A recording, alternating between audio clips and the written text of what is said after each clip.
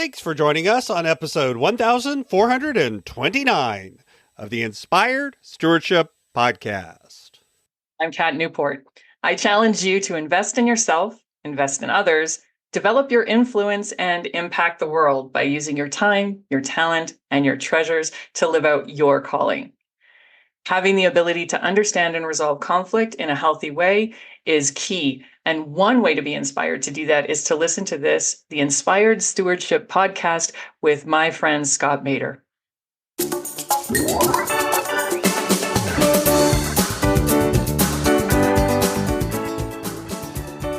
Suspending the would, shoulds, and coulds.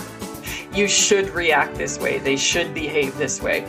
It's about suspending that judgment, that preemptive piece that says, this situation is happening. Everybody else I've met has acted like this. Therefore, Scott, you should act like this. Welcome, and thank you for joining us on the Inspired Stewardship Podcast.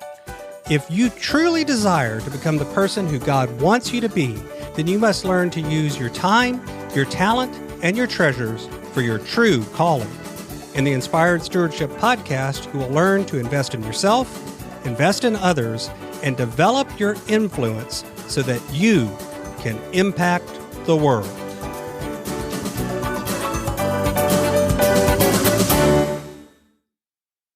In today's podcast episode, I interview Kat Newport. I asked Kat about her book, Smart Conflict, and why conflict is creativity.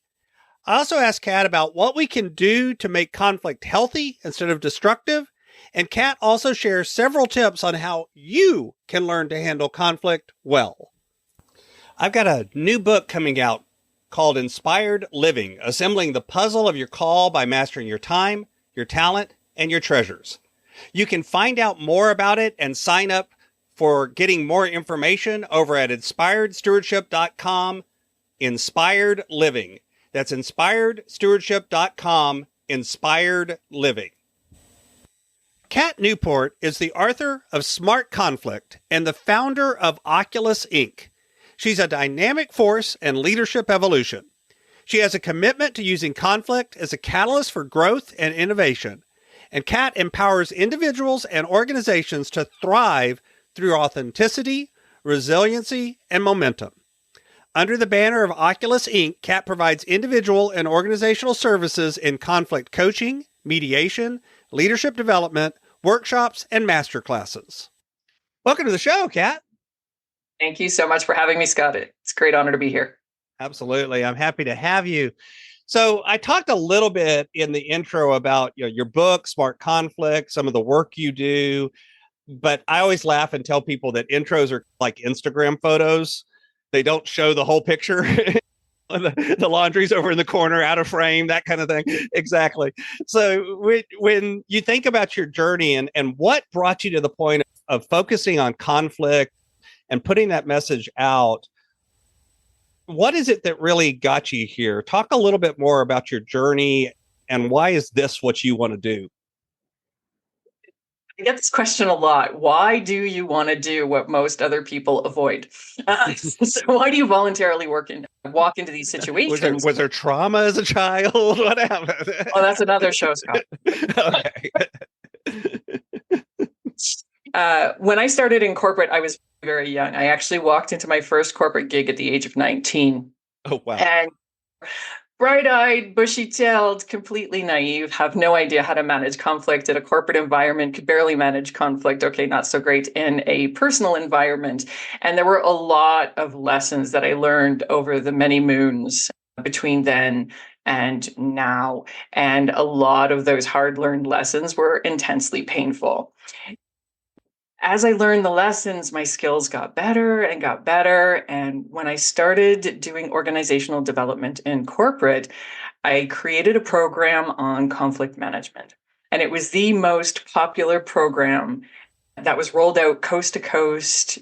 Leaders from all major cities were involved in this. It was the most popular. And that's when I knew there was something to it. I wasn't the only one walking on this bed of nails trying to manage conflict. When I transitioned out of my last corporate position into entrepreneurship, I had to find a niche. And not a lot of folks are playing in conflict. Mm-hmm. And here I am. So even then, so it sounds like you found some of it just through your own need to figure it out. But what was it about conflict and conflict resolution and dealing with conflict? What do you think was it that made it interesting to you? Slightly intellectually arrogant. The fact that I couldn't figure it out so quickly, that lit a fire. Okay, I'm going to figure this out. So that was number one. I really got to figure this out. And I started to notice the more I engaged in conflict in a positive, proactive way, I was starting to see my relationships improve. I was starting to see other people's perspectives. I was starting to see us being able to reach organizational goals in ways we never thought of before. The creativity and innovation, when we started clashing our ideas as opposed to protecting our ideas, when we pushed them together in a creative way, in a dynamic way, we were able to take it to the next level. So once that started clicking into place, this conflict thing is not all bad. Mm-hmm. There's something to it. And I'm a big believer in defining terms and defining words. And I realize we just jumped in and talking about conflict, but and everyone knows, quote, air quotes around that. Everyone knows what conflict is. It's the I'll know it when I see it kind of thing. But what is actually your definition of conflict, A, and then B, what's the difference between conflict done bad and conflict done at least better? I'm not going to say perfectly, but at least better. You know? So at its essence, if we're not talking about international conflict, and that's way beyond my expertise, when we're talking just interpersonal conflict, it's two different perspectives coming together. You have your ideas and thoughts and perspective. I have my ideas, thoughts, and perspective, and they don't match. I get called out a lot on that. What about the aggression? What about the yelling? When conflict's done better, conflict's done right, in a healthy way, there shouldn't be a whole lot of that yelling and screaming and rending and tearing and ash throwing going on. It's a meeting of the minds in a healthy, forward momentum kind of way. Conflict gets unhealthy when you get stuck. When you get stuck in trying to feel better, when you get stuck in trying to win, when you get stuck in trying to put forward your idea at all costs without taking into consideration the relationship, that's when it starts getting unhealthy. Okay. So if you think of it that way, of a difference in a point of view, what are some of the things that can help us come into conflict with a more healthy outlook, as opposed to, I think a lot of times the yelling and the screaming comes out of protectiveness, defensiveness, fear, a lot of other emotions that we may not even want to admit we're feeling, but we still are feeling them.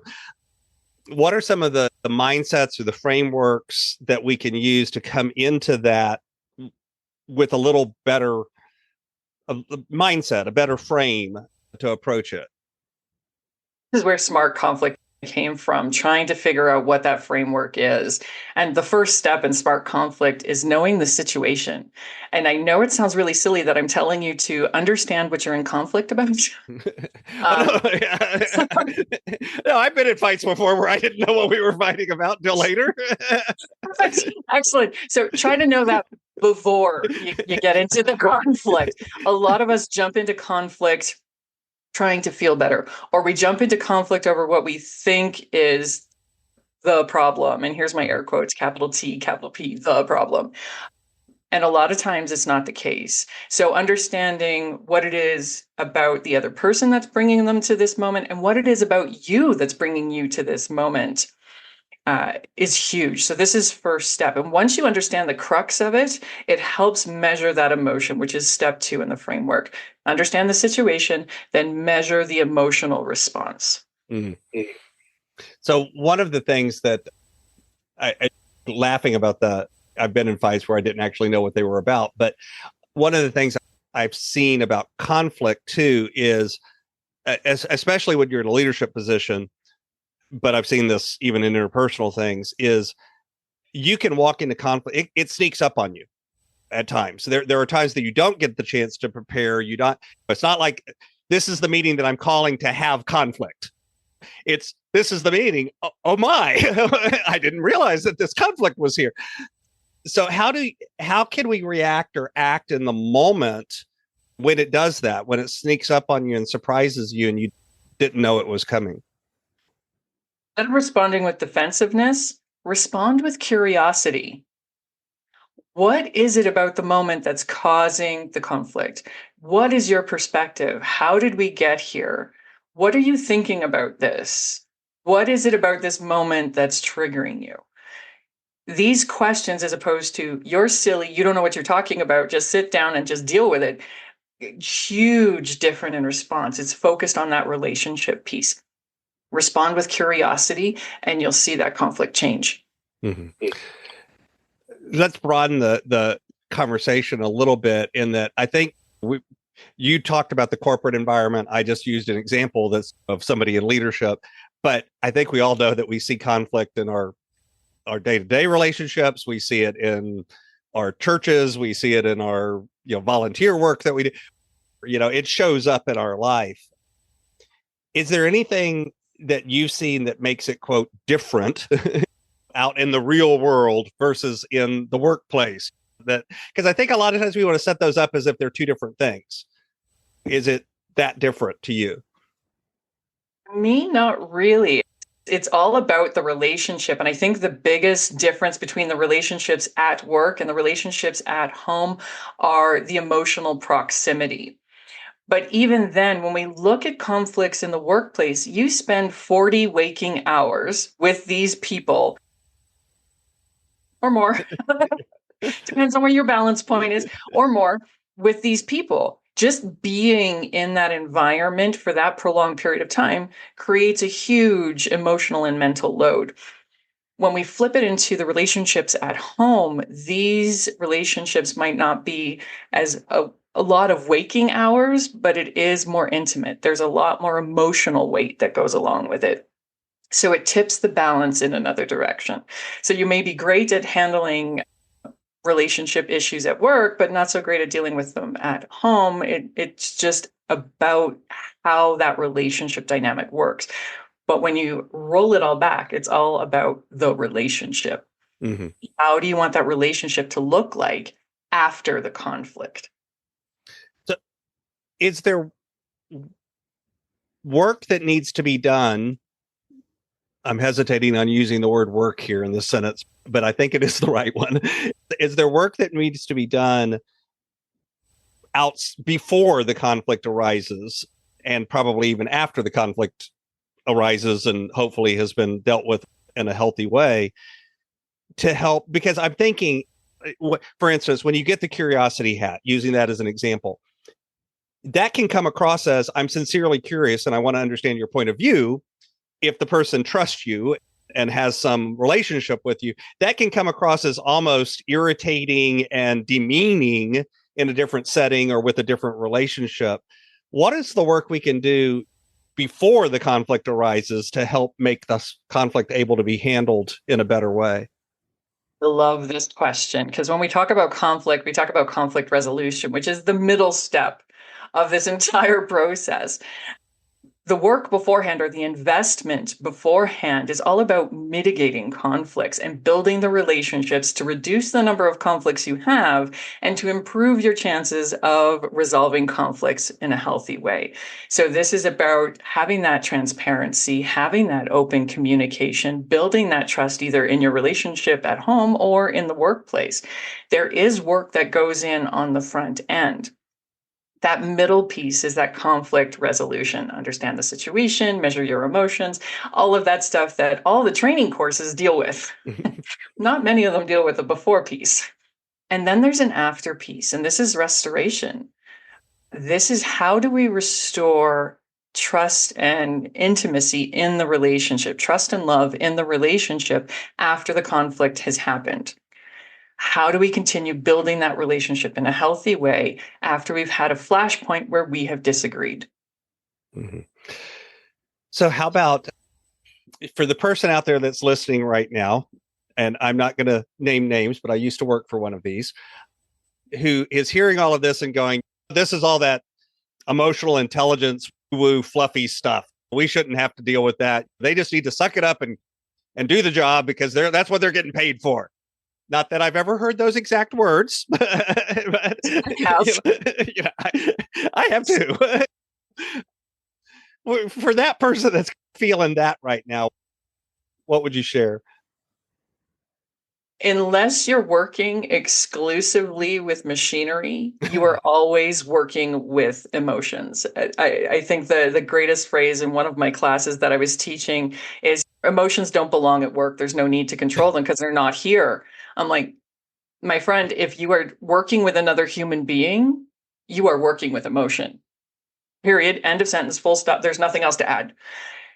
If you look at an individual and expect them to act without emotion, you're going to be greatly disappointed. If you're interacting with an individual while disregarding emotion, you're going to get unexpected results because people will always react in an emotional way. If I think back throughout all the clients I've had in my career, I can think of one leader that I dealt with that was very alpha, very I have no emotions. But when he got upset, my word, look out below. Just explosive. And then had the telemetry to say, emotions don't belong in the workplace. And you're looking back 10 minutes ago going, then what the heck was that? Mm-hmm. But sure anger's not an emotion. That was justified. Okay.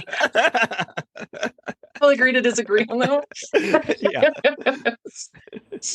But that often is the feeling is almost of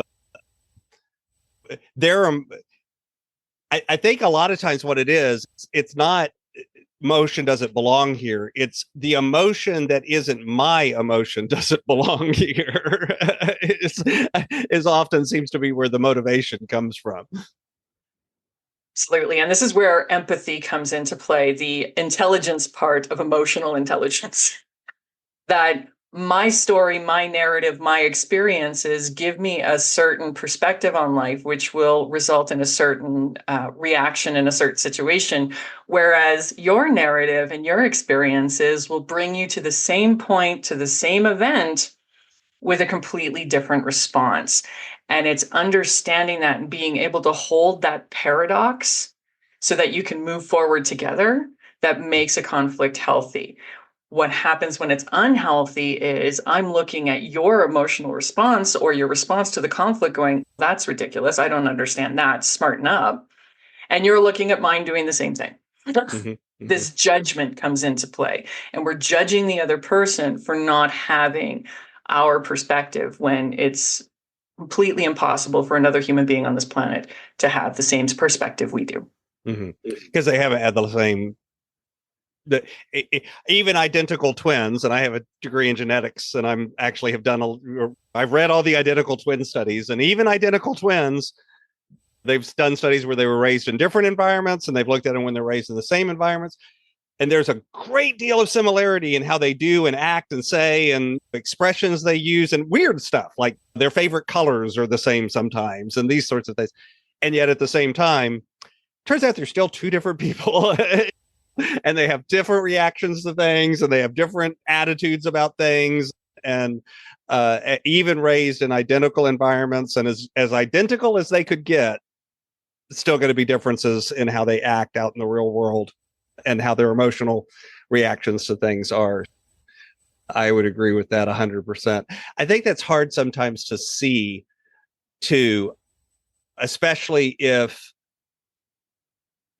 if you've had the blessing of living a life where you haven't had certain experiences or been around, had friends or family or other folks even in your life or in your circle that have had certain experiences, and then you meet someone who's had those experiences, it's hard to recognize them because they're so foreign to your worldview because you've never seen it. It's never even entered the periphery of your life, whatever it is. And that could be positive things, that could be negative things. I'm deliberately trying to not use a value word like negative or positive because it's just really hard to even entertain it. What are what can help us have empathy in those situations where there really is that culture clash or that worldview clash of this worldview is really far from anything I was raised around or have seen or experienced? This is where I would recommend suspending the would, shoulds, and coulds. You should react this way. They should behave this way. It's about suspending that judgment, that preemptive piece that says, this situation is happening. Everybody else I've met has acted like this. Therefore, Scott, you should act like this. Mm-hmm. If you can suspend the should and then look at the reaction or the action or the input for precisely what it is and compare that to the environment or the event, the game changes a little bit. Conflict arises particularly when judgment is in play. If we can, again, just suspend that woulda, shoulda, coulda, it makes it a little bit easier to respond with that curiosity and gain that perspective and empathy. Mm-hmm.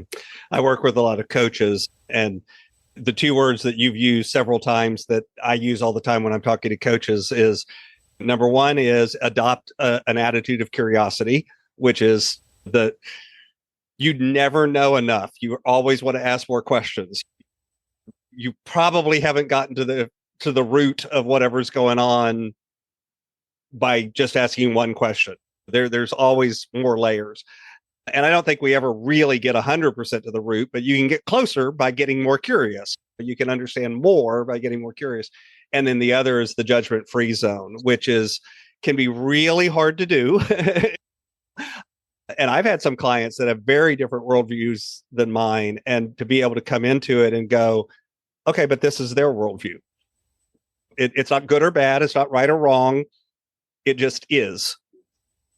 And now I can be curious about it, as opposed to, why do you believe that? It's like, where did that come from? And I think a lot of times we have those questions, and it's not meant necessarily. The intent behind it is not mean or demeaning or aggressive, but it sure could feel like that whenever we have those situations. What are some ways that, and again, I know we're going down this long list of tips, but judgment-free zone is hard. How can we hold that when in reality, we all get a little judgy sometimes, Totally true. Totally true. I have a little hamster that runs on a wheel. I call him Judgy. So that's great. We all have it. And it's very hard to circumvent the hamster when we get into that point. So a couple of things. Start listening more. The universe gave you 2 ears and 1 mouth. Listen twice as much as you speak. And when you're listening, make sure you're looking for points where you resonate. I might not agree completely with you, but that one piece right there, I love that. And now can you explain the rest to me? Because I'm not getting it. There's that piece there. There's also the avoidance of the question, why? Whenever you ask anybody, why did you get that dog? Why do you do that? It does come across in a very, I hate to use the word aggressive, but it comes across in a very dominant kind of way, a very judgmental kind of way, which immediately puts the other person on the back foot going, what do you mean by that? So instead of asking, why do you think that way? Can you explain that a little bit more to me? So that would be 2. The third one would be look at it from a humble perspective. Not knowing something isn't a value judgment on your intelligence. Not knowing something is an opportunity to expand your knowledge, which can feed into that curiosity. So act in a humble way. I'm not quite getting it. Can you explain it to me? Very hard for some of us to say. It might take some practice. That is one of those. One of my favorite expressions as a coach is tell me more. And the other one that I use a lot of times is interesting. So when they say something that in my head, I'm going, wait, what? And instead of saying, wait, what? Or why did you do that? I can say, oh, that's interesting. Tell me more. And learning to say that instead of, what were you thinking?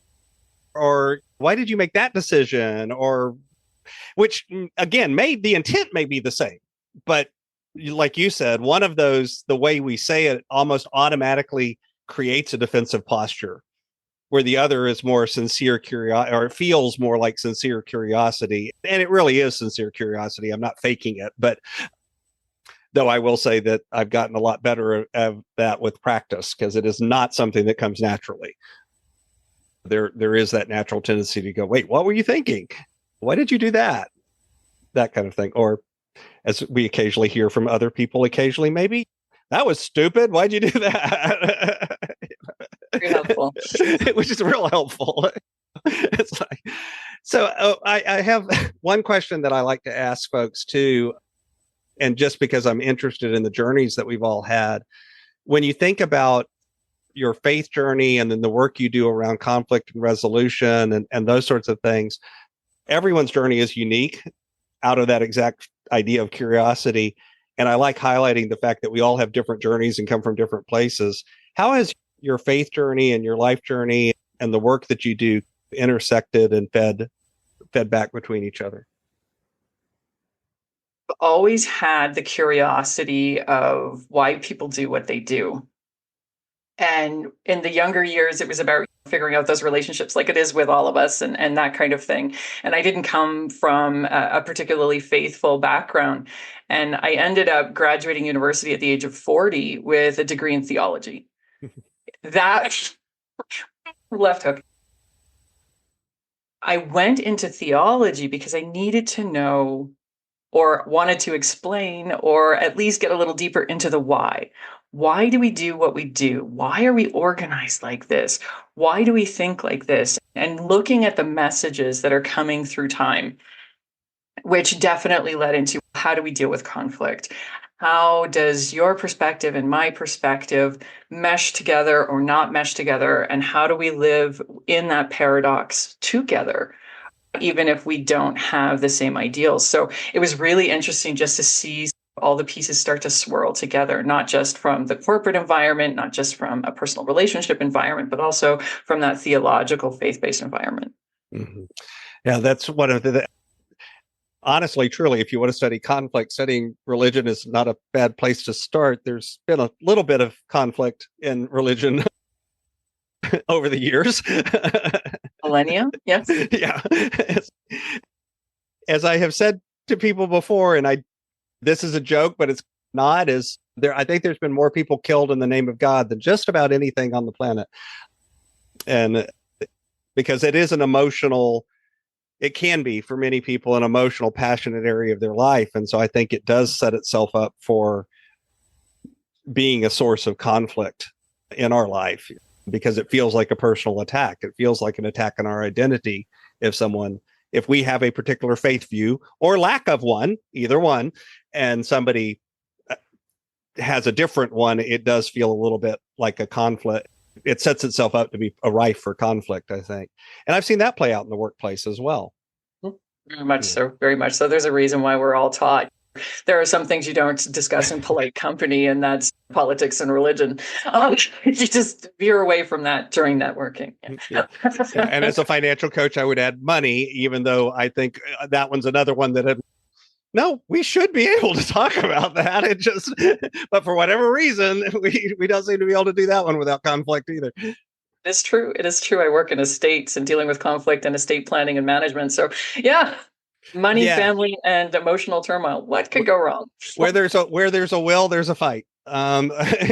It's got it. As opposed to where there's a will, there's a way. Yeah. By the way, for anyone that hasn't done any sort of estate planning or setting up a will or any of that sort of stuff, you need to do that. And by the way, the whole thing where you see the lawyer reading it, it's a surprise to everyone in the family in a movie. Yeah, don't do that. Okay. That is a rife for setting up the family for conflict. And having lived through that a number of different ways over the years, that is not a healthy situation. That brings us back to the beginning thing of, I think a lot of the times the communication that we do before conflict is what helps prevent the conflict in the first place. Yes. Talk about the will before it becomes in earnest. Yeah. Yeah. Like I'll give you, my sister will laugh when she hears this episode. My sister gets the Purina can opener. We all know that she gets that from my mother when my mother passes. We've already had that fight. She won. She gets it. So that's how that works. Well, conflict over, and you still seem to be on good terms. So we're great. It's great. Yeah. Yeah. I've forgiven her for it at this point. There's literally, sorry for anyone that's wondering, it's a can opener that was given away as a giveaway with Purina, like dog chow or horse chow or something. Probably my mother and father got it in probably 1964, 1965. It's still in a drawer in my mother's house, and my sister has always wanted it. So it's okay. You get that. I don't care. It's all right. I love you, sis. You can have that. So I've got a few questions that I like to ask all of my guests. But before I go there, is there anything else about the book, Smart Conflict, or the work that you do around conflict and conflict resolution that you think it's really important for the listener to hear? When looking at conflict, I want to leave with two thoughts to ponder on. And if you're a journaler, take out a pen and start journaling. Conflict equals creativity. Reframe it and see what comes up for you. Instead of looking at conflict as a bad thing, look at it as an opportunity for innovation and creativity. I definitely want to leave with that. And the second one, conflict starts with self-reflection, and effective conflict resolution starts with self-reflection. When you're in conflict, I'd be willing to put out there that at least 90% of the conflict is your own personal baggage, where 10% of it is the event at hand. So beware of the predictions. Make sure you're unpacking your conflict history to see how it's playing out in the moment. Like I mentioned earlier, I'm a big believer in defining words, and my brand is Inspired Stewardship, and I use that framework of stewardship in a lot of the work that I do. But that's one of those words that a lot of people use. It means different things to different people. So when you hear the word stewardship, what does that word mean to you? I like to think of it almost as the tugboat that brings the big boats into harbor. It's about latching on at a certain point in the voyage to get us a little bit closer to the goal and then to detach and move off. It's not about being there for the whole time. It's not about taking control. It's about being there in the moment when someone else needs you to get them a little bit closer to the goals that they want. So for me, that's stewardship. It's a mental picture of a little tugboat. I like that. I like that. That's a new one. I have not heard that one before, and I like that image. So you're not the owner, you're not the boat, you're the pilot ship or the tugboat beside it. I like that. So this is my favorite question that I like to ask everybody. Imagine for a minute that I invented this magic machine, and with this machine, I could pluck you from where you are today and transport you into the future, maybe 150, maybe 250 years. And through the power of this machine, you were able to look back and you were able to see your entire life, see all of the connections, all of the ripples, all of the impacts you've left behind. What impact do you hope you've left on the world? The impact I want to leave behind is an understanding that relationships are tough, but they're worth the investment. That we are naturally human beings, being that social creature. I want to make it just a little bit easier to look at the tough points and go, no, this is an investment. And I want to be able to see that 250 years down the line, see where that lands us. Awesome. So what's on the roadmap? What's coming next as you continue on your journey? So the book has finally been released, which is great, and never one to rest on my laurels. The next book is in play at this point. We're getting those ideas together. So we move from conflict into resilience. Looking also at doing some more talks and more facilitated conflict management training based on the SMART model. So all these things are definitely in play for me. So yeah, lots of exciting things in the world of conflict. That sounds silly, but lots of exciting things in the world of conflict. No, that doesn't sound silly at all. I think it's an area that, and I love the idea of going to resilience as your next thought, because I think those two things are very connected, because I think more resilient people are more able to both handle conflict in a smart and healthy way, A, and B, if it isn't handled in a smart and healthy way, they're more able to recover from it. So I can see that connection. But yeah, I think conflict is an area that, like money and religion and politics and some of those other topics that we don't talk about, we all just pretend if we ignore it, it won't happen, instead of dealing with it. Hey, hate to break it to the audience. Yeah, if you ignore it, it will still happen. In fact, it'll happen worse. But yeah, conflict buried is usually just waiting for the explosion to happen, and Precisely. Don't avoid, it just gets worse. And you can find out more about Kat and her book over at smartconflictbook.com. And of course, I'll have a link to that over in the show notes as well. Kat, is there anything else you'd like to share with the listener? I have a great newsletter that goes out on LinkedIn, so feel free to give me a follow and a hookup. And I also share my Lunch and Learns, which are 30-minute segments on conflict, and some conflict shorts on my YouTube channel. So that's all under my name, Kat Newport. So do the Google, and I am definitely there. Awesome. Of course, I'll put links to those two over in the show notes as well for anyone that wants to find them. And give Kat a follow on LinkedIn and check her out on YouTube as well. Thanks so much for being here today. Thank you so much for having me, Scott.